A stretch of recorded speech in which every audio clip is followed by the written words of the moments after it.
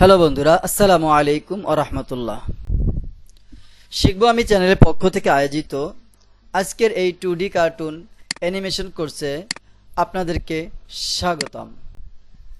প্রিয় বন্ধুরা, আজ আমরা শিখব 2D অ্যানিমেশনের পানিকে কিভাবে নাড়াচাড়া করতে হয়, অর্থাৎ পানির যে অ্যানিমেশনটা রয়েছে সেটা কিভাবে করতে হয়, আজ আমরা সেটা শিখব। তো চলুন আমরা কথা না বাড়িয়ে চলে যাচ্ছি আমাদের অ্যাডোবি অ্যানিমেট সিসিতে। প্রিয় বন্ধুরা, দেখতে পাচ্ছেন আমার অ্যাডোবি অ্যানিমেট সিসি চালু হয়ে গেছে এবং আমাদের সামনে একটা কালো ইন্টারফেস আসছে। এখানে আমাদের কোনো কাজ নেই। আমাদের নতুন কাজ করার জন্য আমাদের ফাইলে যেতে হবে।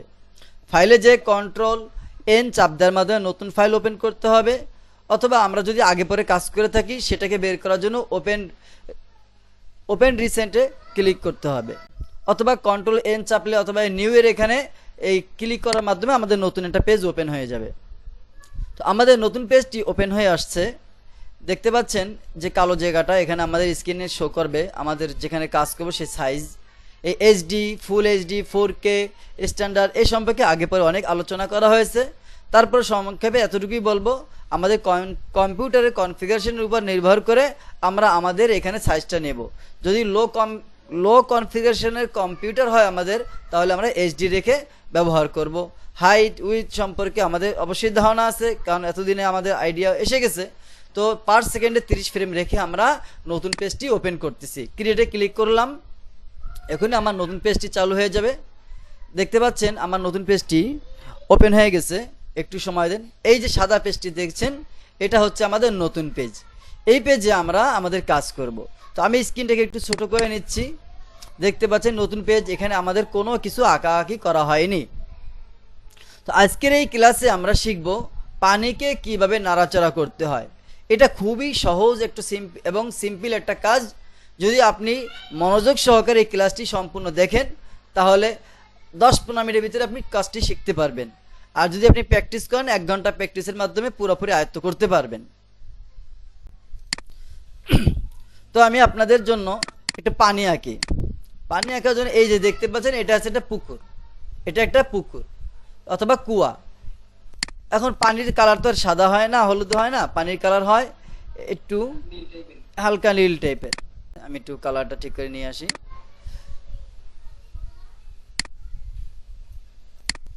আশা করি মোটামুটি একটা কালার আসছে।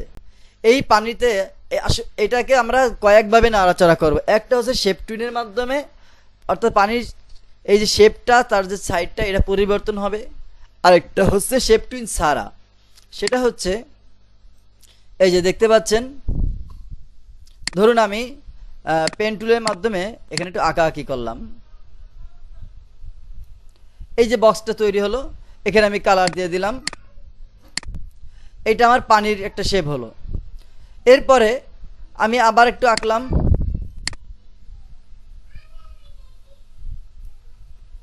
পানির যেভাবে শেপ হতে পারে সেভাবে আমরা একটা আইডিয়া করে নাড়াচাড়া দিয়ে আঁকবো। হ্যাঁ, এরপরে আমি আরেকটা শেপ আঁকলাম। এরকমভাবেও আমরা কিন্তু পানির অ্যানিমেশনটা করতে পারবো। সেটা কিভাবে আমি দেখাচ্ছি এখনই। এখন আমাদের কাজগুলো করতে হবে ফ্রেম বাই ফ্রেম। এই জিনিসটা মাথায় রাখতে হবে।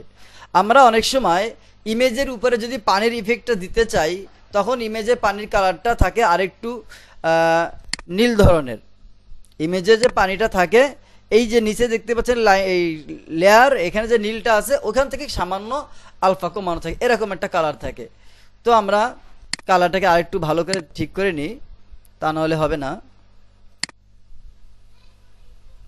একে 100ই রাখি, দেখি কালারটা কি আসতেছে। আমাদের কালার আরও একটু ঠিক করা দরকার। কোন কালারটা দেওয়া যায়, এটা বেশি হয়ে গেছে, আর একটু, এটা মোটামুটি একটা কালার ঠিক আছে।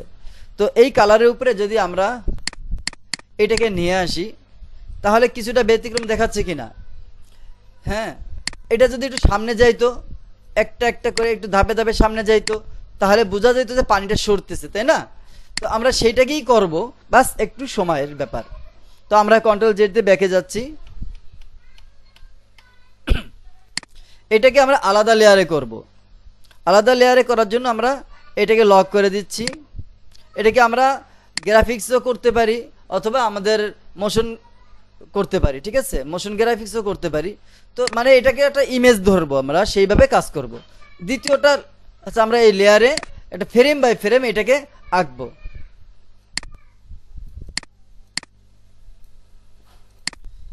ও, এটা এখানে লক হয়ে গেছে এটার সাথে, তো আমরা এখান থেকে একটু কাট করে নিয়ে আসি,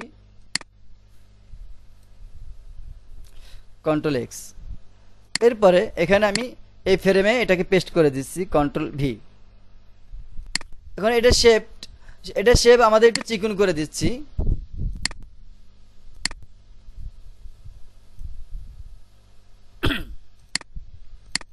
এবং পানির ঢেউ তো আর সোজা থাকে না, একটু বাঁকা থাকে, তাহলে আমরা এটা বাঁকা করে দিচ্ছি।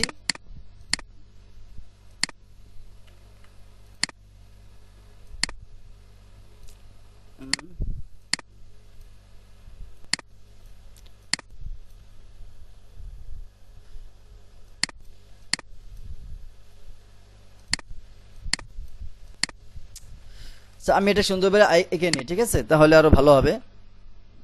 কন্ট্রোল জেড, এটাকে ধরে নিচ্ছে, এটা লকটা করে দিই। এখন ধরুন আমি এখানে আঁকতেছি,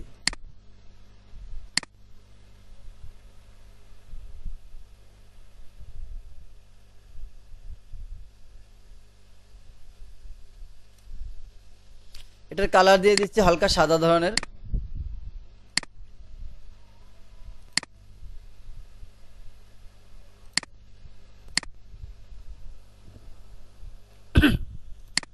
এখন আমরা এটা কপি করেও করতে পারি। যদি আমরা কপি করি, কন্ট্রোল সি, কপি করার পর আর একটা ফ্রেম নিলাম, এখানে কন্ট্রোল ভি দিয়ে দিলাম এবং এটাকে একটু সামনে দিয়ে দিচ্ছি। এটাকে একটু হালকা বড় করে দিই, যখন ঢেউটা সামনে যায় তখন একটু বড় হয়ে যায়। এখানে লেয়ার নেয়নি, তাই না, একটা লেয়ারের ভিতরে চলে গেছে, তাহলে আমরা এটাকে ডিলিট করে দিচ্ছি। আমাদের এই যে একটা লেয়ার দেখতে পাচ্ছেন, এই লেয়ারের এই যে ফ্রেমটা দেখতে পাচ্ছেন, এই ফ্রেমে কিন্তু এটা থাকবে না, সামনে ফ্রেমে চলে যাবে, ঠিক আছে। তো আমরা এখানে F7 দিয়ে দিচ্ছি,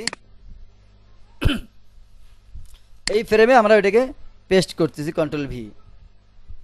এখানে আমি একটু লেয়ারটা বাড়াই নি, এই ফ্রেমটা বাড়িয়ে নিচ্ছি F5 দিয়ে। এরপরে দেখেন এটা এখানে আছে, এখান থেকে সামনে আসছে, তাই না, এটা বেশি দূরে চলে গেছে, যার কারণে আমরা এটাকে একটু নিয়ে আসি। এই দেখতে পাচ্ছেন, এটাকে আমি টেনে ধরে নিয়ে আসি, এর কাছাকাছি নিয়ে আসি।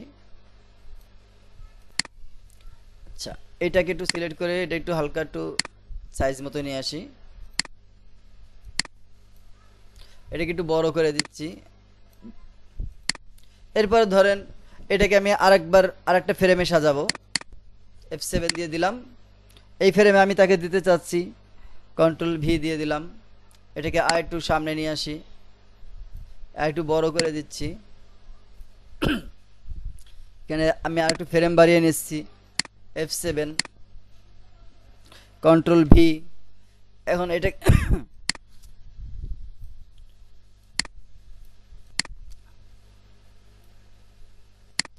এই যে এটা করলাম আমরা, দেখেন এই ঢেউটা যাচ্ছে, ঠিক আছে, এই একটা পদ্ধতি। এইভাবেও আমরা কিন্তু পানির ঢেউ তৈরি করতে পারি।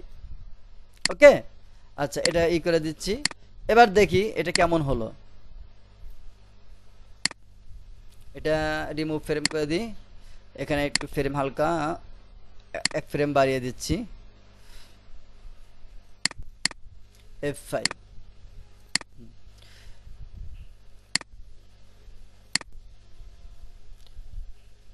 দেখতে পাচ্ছেন পানি একটা ঢেউ যাওয়ার মতন হচ্ছে, কিন্তু এখানে অনেক ফ্রেম কম থাকার কারণে মূলত খুব দ্রুত হয়ে যাচ্ছে। এটাকে যদি আমরা বাড়াতে চাই, স্লো করতে চাই, তাহলে আমরা একটু ফ্রেম বাড়াই দেবো, ঠিক আছে, ফ্রেম বাড়াই দিলে এটা গতি স্লো হয়ে যাবে।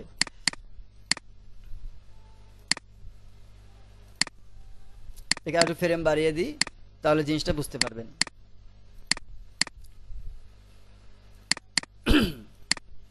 এবার দেখেন কিছুটা হয়েছে না, এটা একটা পদ্ধতি।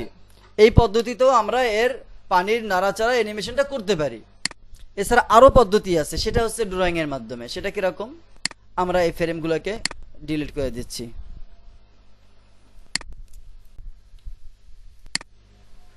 রিমুভ ফ্রেম করে দিই একবারে, রিমুভ ফ্রেম, ব্যাস। প্রথম ফ্রেমে আমি একটা ফ্রেম নিয়ে নিচ্ছি F6। এখন প্রথমে ধরেন আপনি এখানে ড্রয়িং করলেন, এই যা,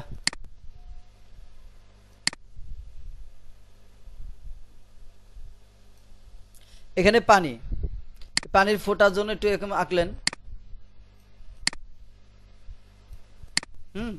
এটা পানির ফোঁটা, এই ঢেউর সাথে এটা যাচ্ছে। এরপরে ফ্রেমে আপনি আরেকটা আঁকলেন, ওই এটাকে একটু এই করে দিচ্ছি এবার, তাহলে সহজ হবে। ধরেন এই ঢেউটাকে আপনি একটু আরেকটু সামনে আঁকলেন, F7 দিয়ে দিলাম। এবার আপনি এখানে একটা ফ্রেম, কি ফ্রেম নিয়ে নিতে হবে, ঠিক আছে? কে ফ্রেম না নিয়ে নিলেও কিন্তু হবে না, ডিস্টার্ব হয়ে যাবে। দেখছেন আমার এখানে সিগন্যাল দিচ্ছিল। তো ধরেন এই পানির ফোঁটাটা আপনি একটু সামনে আঁকিয়ে দিলেন, এই পানি ফোঁটা এখানে এটা এঁকে দিলেন, ঠিক এইভাবে আর কি। আবার আরেকটা F7 নিয়ে নিলেন, অথবা F6 দিয়ে একটা কি ফ্রেম নিয়ে নিলেন, এটাকে আর একটু সামনে আঁকলেন,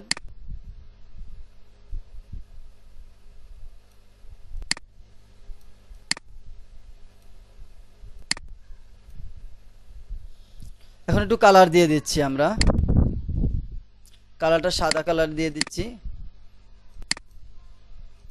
এটাকে সিলেক্ট করলাম, কালার দিয়ে দিচ্ছি। এই ফ্রেমটাকে সিলেক্ট করি, এখানে কালার দিয়ে দিচ্ছি, দেখতে পাচ্ছেন। এই ফ্রেমটাকে সিলেক্ট করলাম, এখানেও কালার দিয়ে দিলাম।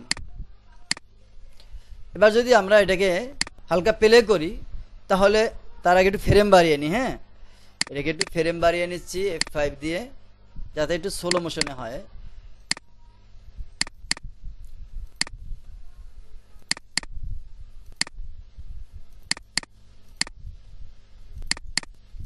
F5, আচ্ছা, এখানে ফ্রেমটা কমাই দিই, রিমুভ ফ্রেম, এটাকে সরাই দিচ্ছি।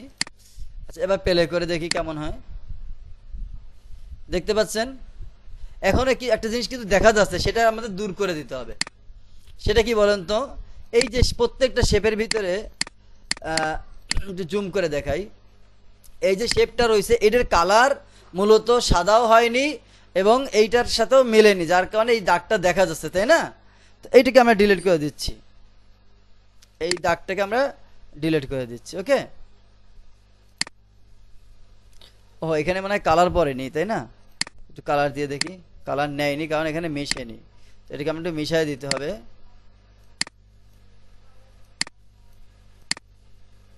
এবার দেখি কালারটা নেয় কিনা,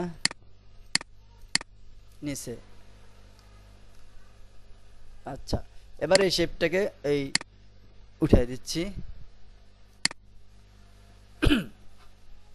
এখানে আরেকটা ফ্রেম রয়েছে, সেখানে কিন্তু কালার ঠিক মতো পড়েনি, দেখি কোনটায় পড়েনি, একটু জুম কমায় দেখি, এখানে কালার পড়েনি, তো আমরা কালার দিয়ে দিচ্ছি।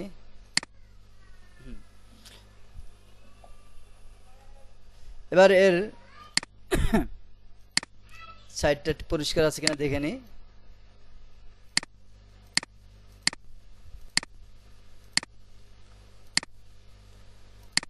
আচ্ছা, এটা দেখি ঠিক আছে কিনা, এটা ঠিক নাই, এটাকে একটু পরিষ্কার করে নিচ্ছি।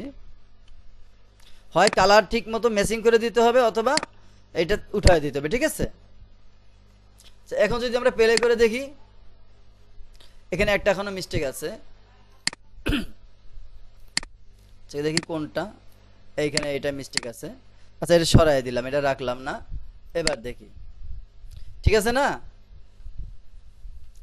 বুঝতে পারছেন? এটা কালার দরকার, প্রয়োজন অনুযায়ী একটু আলফা কমায় দিতে হবে, যাতে করে মেলা চোখে না লাগে। প্রপার্টিজে যাই, প্রপার্টিজে যাই, এটা সিলেক্ট করি,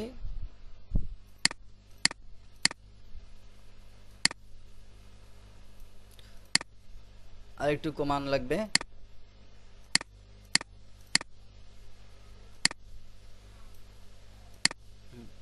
এটা আবার মোটামুটি মানানসই হয়েছে। এখানে কত দিছি? আলফা 63 দিছি।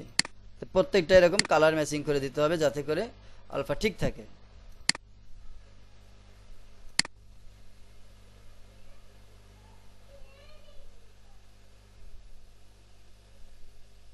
আচ্ছা, যা হয় 62 হয়েছে তাই থাকুক, এখানেও ঠিক তাই।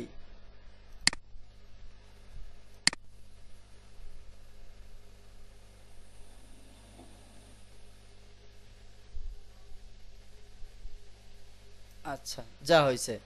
এখন আমরা প্লে করে দেখি। এটা আসলে অনেক বড় স্ক্রিনে দেখতে, যার কারণে এরকম মনে হচ্ছে। যখন এটা আপনার ইসের ভিতরে থাকবে, একটা পুকুরের ভিতরে, তখন এটা আলফা আর একটু কমায় দিলে সুন্দর দেখাবে। ঠিক আছে, আমরা একটু জায়গার ভিতরে করতেছি, যার কারণে এই যে আমরা এই জায়গাটুকুর ভিতরে করতেছি বিধায় এরকম মনে হচ্ছে। যদি আমরা এখান থেকে পুরোটা ম্যাচিং করে দিতাম তাহলে এটা সুন্দর হতো। আচ্ছা, এবার আমরা আরেকটু জিনিস দেখি, পানির অ্যানিমেশনটা। এটাকে ডিলিট করে দিচ্ছি, সরি।